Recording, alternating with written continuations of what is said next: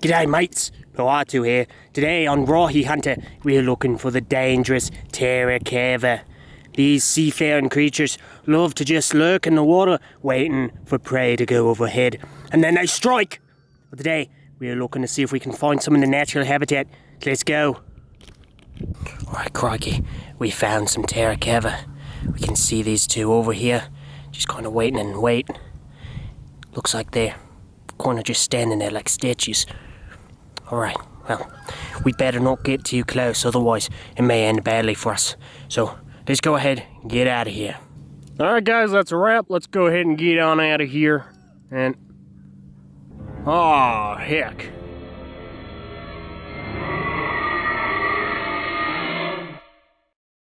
What in tarnation? No one ever told me there were 3. I thought they only had 2 of them. So stay calm, little buddy. Stay calm!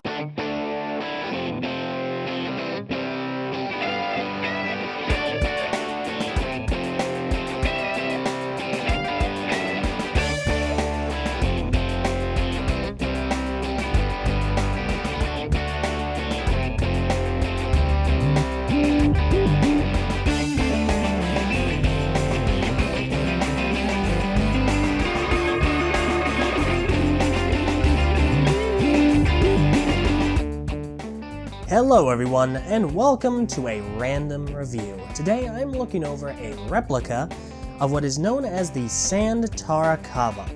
Sand Tarakava contains approximately 138 pieces. I'm a little tentative on that actual part count. There were only 5 of these released, ever. Only 5 made, ever, because the Sand Tarakava is a prototype for the Tarakava set. So only 5 were ever really made and given out to 5 collectors and sold for approximately $30 each. So as I'm sure many of you may have discerned at this point, this is not actually the Tarakava. I'm not one of those lucky 5 collectors. This is just a replica. Now the thing with the Sand Tarakava is that it is possible to build it. It's actually very possible to build it, as you can see here.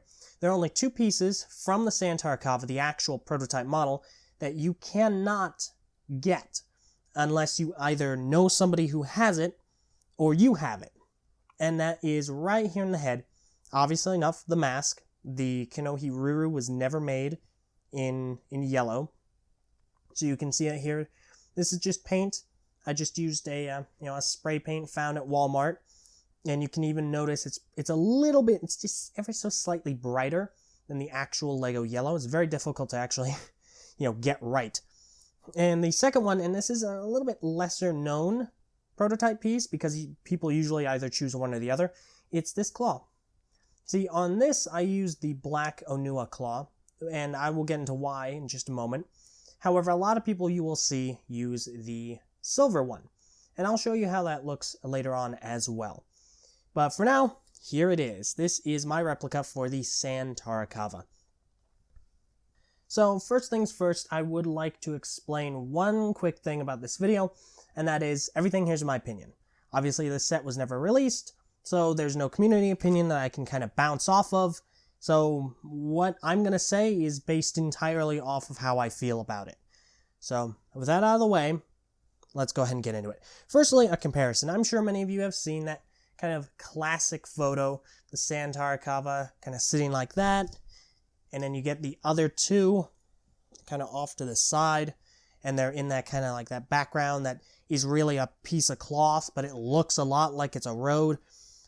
I mean, that's not just me, right? But in any case, here it is. The builds are actually fairly similar. It's just that the tire construction for the Sand Tarakava makes him seem lower. They're actually the same size. However, this just kind of brings it down a bit. So, there you go. You can see the comparison right there. Just a little bit hunched down. In comparison to a Toa, obviously, Tahu, he's pretty much the classic. And there you go. You got a better idea of what that is like. Now, all of the functions are pretty much the same as the standard Tarakava, with a few exceptions. Obviously enough, you can you got this kickstand, just kick that up, roll them around. That works. You can kind of go into an attack mode. And of course, the classic Tarakava function, the punching. That works just fine. Rock'em Sock'em Rahi is intact. Now, the mask, of course, does come off. The main difference, outside of obviously the appearance and the construction, between functionalities of the Tarakava, is that this mask piece does not fold down. That is static. That doesn't move like the other one. So if you knock down, for example, if you knock this down, that will go down. That will not. But of course, this is a prototype. Now, let's go ahead and talk construction. So, when looking online, it was actually somewhat difficult to find any really good and accurate instructions for this, because only a few people have really done it. There have been some replications. Some people have remade the model. However, to get a really exact model, you gotta look deep. You gotta be quite careful about which sources you're using and what frames of reference you have.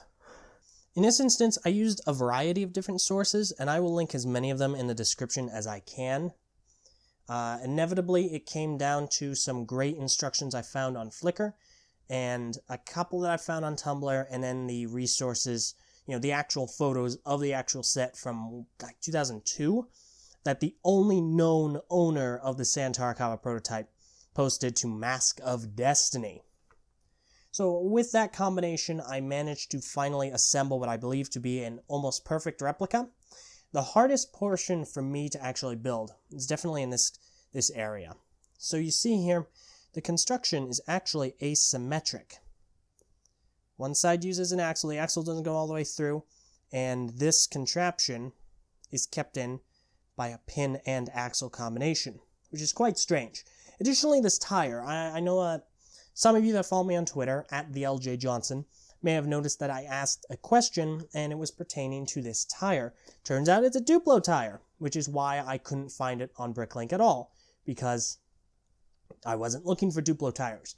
So thank you to the individuals who pointed that out to me. I really do appreciate it, and that is the tire used. It's a bit of a beefier tire. Now, that comes with some issues. The issue I found with it is that because it's so large, and these are so small, the tire will move from right to left. So it makes it difficult to center it and then keep this guy posed like this. This stand is pretty much mandatory. So he'll kind of just flop around without it unless you are particularly good at posing and balancing. Even then, no guarantees. So that was a bit of a problem that I have with this. Otherwise, I'm actually pretty happy with this. I enjoy the build. Obviously, the Tarakava are some of the best Bionicle sets from 2001. Color scheme is great. The issue that a lot of people have with the yellow kind of action rods back here on one of the other Tarakava, completely resolved in this one, because guess what? The color scheme is yellow. I really love these. I think that they're really cool and add a lot of visual intrigue, I guess you could say. I think that the head construction... Okay, so the head construction actually did something that I never expected anything would. So I'm sure if you know me, you know that one of my main criticisms pertaining to Tarakava... speaking too quickly. Pertaining to the Tarakava are that they don't really look like lizards. They're described in the story and by Greg Farshday as being lizard-like, and I never got that until I saw this. Look at that. What does that look like to you? What does that look like that the other two don't really? It's a crocodile. They're not lizard-like. They're crocodile-like. Of course! It makes so much more sense. So I thought that was great. I like this head design a lot, honestly. And overall, I think it's kind of a neat variation of the Tarakava. Now, the balance issues aside, this construction down here is particularly odd looking. I feel like it looks incomplete. Now, granted, my frame of reference is the usually more filled in area up here. Obviously, you do have a lot of space here, but that's fine. You have a lot more in there. Here, looks a little bit more incomplete. That's kind of highlighted by how we have a lot of open axles kind of just sticking out. It looks like these bushings were not applied. And I looked, it's meant to be this way. You can see it if you look very carefully in a lot of the pictures over on Mask of Destiny. I don't really have an issue with the orange. These are the only two orange pieces on the set. So I don't really have an issue with it. I kind of like it. I like that color scheme. I think it looks good. However, if I were to look at this from an objective perspective, one could make the argument that maybe those kind of stick out. Even if they work with the color scheme, they're kind of just the only two pieces there. But I don't mind them. I think they're kind of cool. Same with these. I think the color scheme works. It's very unique. It's not monochromatic. And there's a lot of visual intrigue here. And I like that. Now let's go ahead and get into a discussion about the Onua Claw. Now on this one, and this is how I prefer to have it, I use the black Onua Claw because I think that's closer to the original dark gray that the prototype has. However, a lot of people really do use this silver claw, and I'll just go ahead and show you real quickly how that looks, just so you have that frame reference. There you go. That's pretty much how it looks. And that's fine. It's completely up to personal preference, or you can just do what I did with the mask and paint it. And this will actually just go ahead and hold down and hold up and not really move around a whole lot. But overall, I'm rather pleased with it. It's not, I wouldn't say easy to assemble the pieces. It certainly took me a while to cobble them together and then figure out how it all works and so on and so forth. However, I didn't have a challenge necessarily. It was just somewhat tedious. And it's a cool model, I think. I mean, it's kind of just a smaller Tarakava in a sense. But, if you like the Tarakava, you're probably going to like this. So I'd say if you're a hardcore collector of Bionicle memorabilia or models or anything, I'd say look into it. Your mileage may vary, and all the pieces can be found over at Bricklink. They're easy to get a hold of. Obviously, I did have to paint the mask, and your mileage is also going to vary there. I had several different mishaps with these masks. This is my third or fourth that I actually ended up having to paint. And eventually I got it to the state it's in now. But I certainly think it's an interesting model, and I'm happy to have had the chance to take a look at it and build it. So there you go. Let me know what you guys think. Do you like the Sand Tarakava? I'm quite interested in your thoughts. Do you think that you're going to go ahead and build it?